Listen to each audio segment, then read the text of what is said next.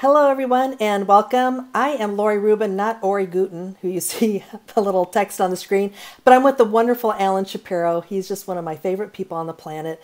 Thank you so much for joining us today, Alan. I am so happy to be here, Laura. This is great. So, Alan's going to be one of our guest judges for ViewBug, and he's going to be the judge for Emerging from Shadows. And this is actually an idea that we thought of that Alan would be great for because he's got this beautiful portfolio of images, and he's going to be talking about what he's looking for in a winning image. So, you're going to get some inside scoop and little insight into his brilliant mind. He's extremely creative, and Alan, you're just a genius. That's all there is to it. No, no, Yes, no. you I are. just like taking pictures. He's passionate about it. And you'll see in his images, they're very emotion packed. So we're going to go ahead and start by taking a look at some of his own images in this beautiful portfolio. All right, Alan, so tell us a little bit about this. This is one of your many galleries that you have on your website, alanshapirophotography.com. And Mhm. this particular one is the Emerging from Shadows. So let's go ahead and just open up a few of these images. Let's talk about them. And so, So, I love portrait photography. I just love it, and I love it for perhaps a very different or a combination of reasons. Um, because I grew up in the world of advertising, and I'm a chief creative officer, and I write a lot, and I art direct. Um, so the writing part of me needed an additional outlet. I picked up photography probably 7 or 8 years ago now to reduce the stress of the day job. So a good friend, a photographer, handed me a camera and said, "Here, go out and distract yourself." And so I did, and I was commuting from suburban New York into Manhattan, which is where I live, and between the train station and the subway and my office, there were all these people. So I just started stalking people. And at first I was one of those very surreptitious, shooters. I would find people from a distance, and then as I got braver, I started approaching people. Growing up, I was a talker, so I really enjoyed getting to know people and finding things out about them. So I would find interesting people in the streets of New York. There's more than more than a few, as we all know. And I would just approach anyone and everyone and start talking to them. Before I even picked up the camera, I would hang at my side, and I would just start, and I would hear all these wonderful stories, and then that would lead to conversations, and somewhere during those conversations, I would pick up the camera and ask if it was okay. I mean, obviously they saw it hanging at my side, so they probably knew there was an ulterior motive, um, and started taking pictures. And in those early days, I didn't know a lot. I wasn't classically trained. It was more a passion. So there was a lot of distractions in the photos, and I wanted to pare things down. So I started teaching myself how to darken things first in post-processing, because that's what everybody knows, especially as a creative person, Photoshop and all that. But then that only took me so far. So I got way better at working with my camera, to the point where now, whether or not I have light, I can darken a background to black, and that's a tip we can talk about a little bit later. And and for me, it really allows the viewer to focus on the image. So as I'm composing and talking to people, it's sort of a two-part thing. One, I know that I want to get their expression coming out, their soul coming out. Whatever it is that we're talking about, I want people to see that. So anything that gets in the way is just that. Um, the the more important thing, so there's that technical aspect, but then there's the emotional aspect, and I think that's where this particular contest originated from. I I don't want it to be as much technical. I want it to be about really focusing on portraiture in this case, although portraiture can include animals, and I'll show you, um, to elicit an emotion. So in this first image we're looking at, this is actually someone who I work with. His name is Don, and he had had a really rough weekend, and we were talking, And I just said, Don, show me the weekend. And he assumed this pose, and that was that. And I took the picture. And, you know, also for me, I'm very passionate about black and white photography. I think, you know, color photography, someone once said, color photography shows the wardrobe, black and white photography shows the soul. So you know, a simple black and white conversion for me is always part of it, although I do like this technique with color as well. But today you're going to see mainly black and white. Here's someone else. Again, he's someone on the street. This was up in Canada, and he was actually looking for a job as a dental assistant. And you know, needless to say, he's a little bit more aggressive looking. He's a little bit more interesting, so to speak. And I said, how's that going? Show me your interview face. And this is what I got. So again, as I'm meeting people and talking to them, sometimes I'm letting them be, but more often than not, I'm just interacting with them and saying, okay, you know, if someone had a story they were telling, I'll push them a little bit further, and I'll say, well, you know, show me what that feels like. In this case, show me your interview face was something a little bit more playful. And I have no idea what I'm going to get, but needless to say, this is just a really telling image for me. This is a neighbor child, Chloe, who came home from a bad day at school, and my daughter happened to be babysitting, and I think I brought my daughter her book bag, and everywhere I go I carry my camera. So I know these kids since they were born, and Chloe, sit down, because you're not looking happy, let me take some pictures.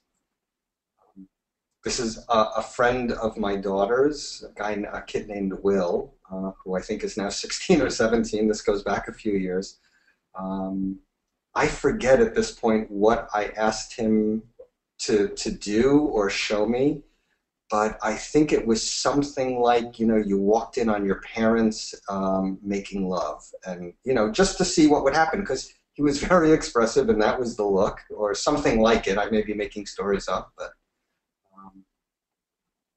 his expressiveness and the ability to really focus in on the detail of his face. Now, as you're looking, you'll see very different kinds of processing. I mean, for me, this is a little bit of an exploration. I don't have, nor do I want to have, a definitive way of processing images, not yet, certainly. So I play a lot and I experiment. So the toning will vary from image to image. The amount of clarity and the type of focus that I'm looking for will vary.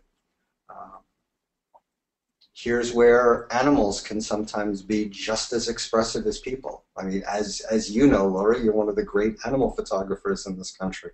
This was a woman in Union Square Park selling jam or preserves, and it was Halloween, and she was wearing a witch's hat, and she actually looked like a witch. So, you know, I was able to pose her, given that she was in a covered booth, and so I had her just lean out a little bit, so I got this very hot reflection on the edge of her witch's hat, which is that, you know, arced line you see. And this gentleman is my gardener, Malcolm, and this is another kid I just found on the street, and just, he didn't want to do anything. This was him, and he had one look, and that was all. So as we go through, you know, I think if I don't tell you anything, you'll come to your own conclusion of what these people are doing or thinking, what's going on for them. I like to add context, but that's a whole different thing than what this contest is about. So right. We'll scroll through a little bit without me talking. Well, Alan, let me ask you, you know, your title, Emerging from Shadows, is it their soul that's coming through? What is it exactly that you're looking for? You know. Oh, wow. We're going to get to the artsy talk now. Yes, we are. That's important. I'm looking to feel something when I stare into the subject. You know, they don't have to be looking back. I happen to like direct eye contact, but that's not a requirement. There's just something that I see when I look at these images, as I'm processing them, and even when I'm shooting them, that for me is very powerful. In some cases, it's almost overwhelming. So that's what I'm looking for. I'm looking for a kick in the gut. I'm looking for my heart to be squeezed or my heart to grow bigger. I love that. That's great. So this is a gentleman named Francis who had just come out of prison after being in a coma. He wouldn't tell me more than that, but he said I was in an accident. And again, I think that was even a euphemism. I was in an accident, I was in a coma, I came to, I was in handcuffs, they took me off to jail, and I just got out. Wow. And don't call me anything but Francis. Wow. So, and these are his hands. I would show you the other side, but it's not safe for workplace viewing. Thank you, Alan. You're welcome. And this is one of my favorites. This guy was cruising chicks way downtown, and I said, you know, show me your game face, and he did. And there's just something very simple about this, but again, the purity of the black background for me allows for a very intimate type of composition. So there are no leading lines per se like you would have in a wider format, but there is still a rhythm to the way the image is composed on the page. So, you know, I think that's part of it. In most of your images, I noticed that, you know, compositionally, you have a lot of negative space. You kind of yeah, I believe in negative space. I think, you know, that we've all heard of the rule of thirds. I believe in the rule of 7/16 and 9/32, and you know, sometimes the most powerful images are the ones where you just see a tiny little peak. You don't need to see everything. And I think white space, or negative space in this case, literally, allows you to really focus on the subject matter. You don't have to fill a page with an image, although sometimes that works and is incredibly powerful. In this case, though, I think these images, for me, need a little bit of breathing room, and that's what the black does. Yeah. I don't do a seminar or teach without showing a picture of my amazing daughter, Lindsay. So this is her with one of her pet hissing cockroaches. We have a lot of animals in the house. That's great. And then in some cases it becomes a little bit of a technical challenge. This guy was sitting on a stoop in Brooklyn and smoking, and the sun was going down, and I said, do you mind if I take a picture? And he just shook his head. You know, he clearly didn't want to talk. I said, okay. And so I just fumbled around to get the right look. Because capturing smoke on a rapidly darkening day was interesting. I think what actually happened here is a delivery truck went by, and it kind of acted as a reflector on some level. So sometimes there's happy accidents. These days I do travel with reflectors and even keep black velvet in my camera bag, my Temba bag, because sometimes I'll prop it up over something. It'll just make it that much easier. This is gorgeous, Alan. I don't remember seeing this one, but the curls of the smoke with the curls of his hair, just beautiful. Yeah. Really nice. Yeah, sort of portrait of an artist as a distraught young man, to quote James Joyce. Mm-hmm. This was a gentleman from the Mermaid Parade. I mean, the color image of this is absolutely crazy, because I think his face was painted blue with green sparkles. But again, something about when I converted it to black and white, and I do that a lot. I will always shoot in color. I mean, you know, I also love shooting flowers. But for whatever reason, there was something about black and white that was always very intriguing to me. So no matter what I'm shooting, I will always do a very quick black and white conversion. And now, I was saying to someone a few weeks ago, I literally see in black and white, which is quite a fascinating thing. It was kind of an epiphany to realize that I could do that. Like I could literally just shut things down. That's great. Again, more animals, and again, the intimacy that the black, that, you know, when they truly do emerge from the shadows of the page, of their confines, there's something really powerful about it and very focused. And I do like that level of focus. Mm-hmm. I think it really brings you to the eyes too, to the face. It just Yeah. really draws you in. These are great. Yeah. So, I mean, this series is definitely about a level of intimacy. I can show you street portraits that are totally different and much wider with much more going on. Uh, so, Mm-hmm. so I think here it really is about that level of emotional connection, emotional intimacy that that your image as a participant in this contest elicits in us. That's great. Hey, Alan, can you talk a little bit about, dropping out these black backgrounds? Maybe a tip? Yeah, absolutely. There's a couple of ways to do it. I mean, one is you can always do it in Photoshop, but I can always spot when people are just hacking away and doing things. The way to do it in camera is, again, you have to shoot on manual, and ideally you have a flash, and it's off camera, because otherwise you're gonna be shooting against your background unless the background is really far away. What I will do is I'll bring either a flash or a reflector, and I will either hold it and have it connected via Pocket Wizard or just on a sync cord, and I will expose for the background where I want it to go completely black. So I will just shoot. I'll set my shutter speed at 1/250th just to get the right sync with my flash. That's the number, without getting into hypersync or high-speed sync. I always get those two confused, so forgive me if you're a technical person. I know I'm getting it reversed, but so I'll leave my camera 1/250th, and then I'll work my aperture until the background goes totally black. And then from that point, I'll position the flash, and then just play around a little bit. One, making sure that the flash is in a softbox or an umbrella compressed down. This is, I believe, Glenn Dewis.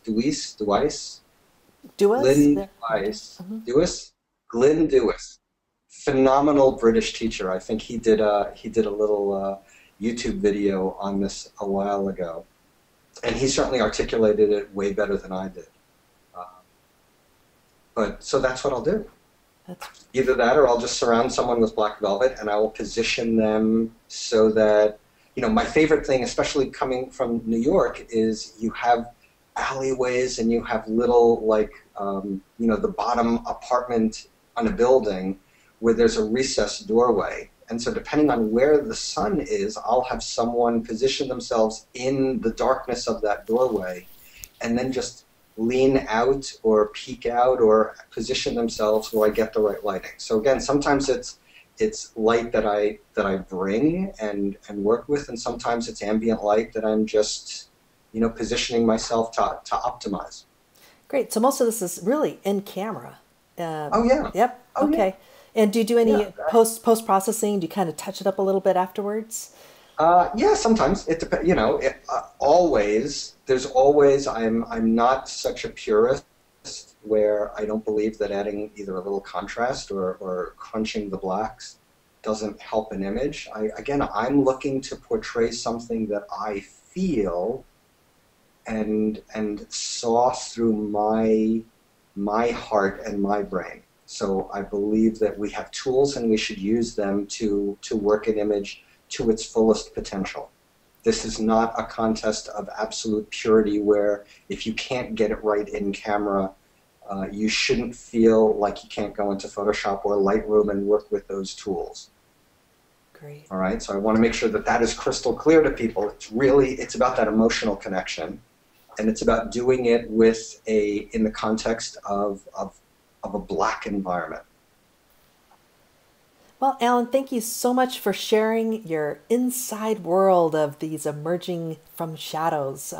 Just very, very powerful. And I think a lot of people are going to really gain some new knowledge from listening to this interview that you did today. I can't wait to see what everyone comes up with. I love what you guys are doing. I love how participatory the community is. I love that there are prizes and people get excited, and the work is astounding. So I'm really happy about ViewBug. Okay, thank you so much. All right, bye everyone. Bye-bye. Okay. Bye.